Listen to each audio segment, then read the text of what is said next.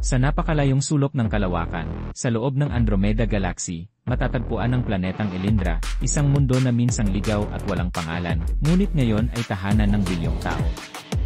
Makalipas ang ilang libong taon mula nang iwan ng sangkatauhan ang lumang daigdig, naging industrial na paraiso ang Elindra.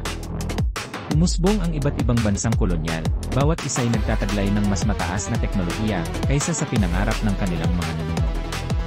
Sa himpapawid ay lumulutang ang mga syudad na may ginintuang kupola. Sa ilalim ng lupa ay umaandar ang mga supertren na kayang tumakbo ng 3,000 kilometro kada oras.